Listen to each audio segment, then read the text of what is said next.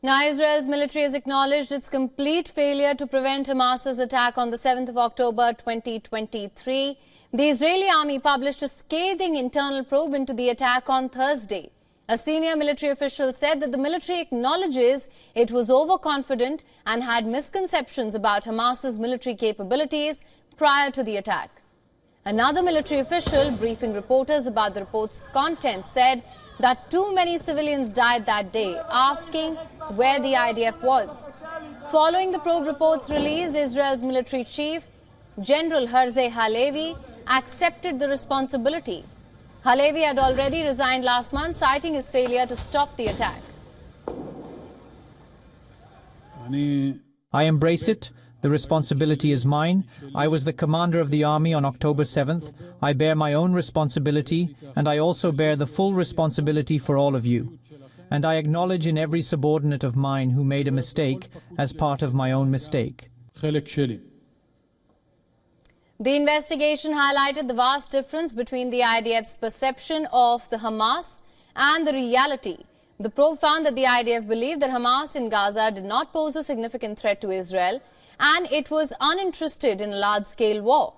Before the attack, the Israeli military believed that Hamas tunnel networks had been significantly degraded and that any cross-border threat would be thwarted by Israel's high-tech border defense. Further, the military intelligence assumed that Hamas leader Yahya Sinwar was a pragmatist who was not seeking a major escalation with Israel, and Hamas was focusing its capabilities on rocket fire and not a ground invasion. As per the report, IDF is now determined that Hamas had decided to launch such an attack in April 2022. It was at 85 readiness by September 2022. Hamas decided in May 2023 to launch the assault on the 7th of October. Meanwhile, Israel's Attorney General has ordered a criminal investigation to be opened into the alleged ties between officials working on the Prime Minister's office and Qatar.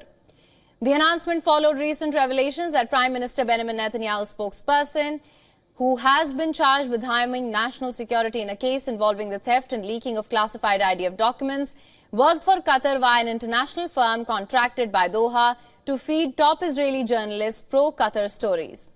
The investigation will be carried out by the Shin Bet and the police.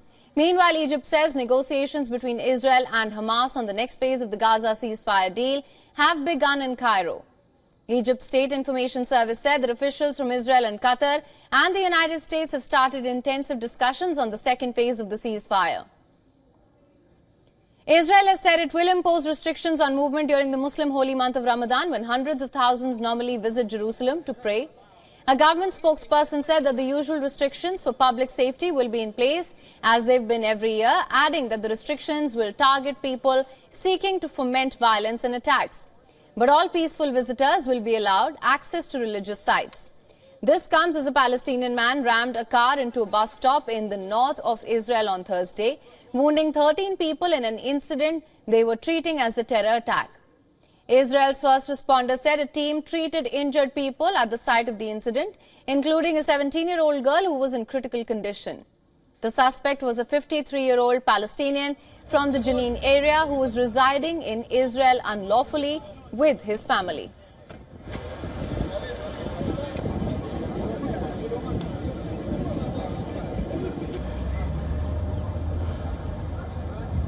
For latest news, download the WION app and subscribe to our YouTube channel.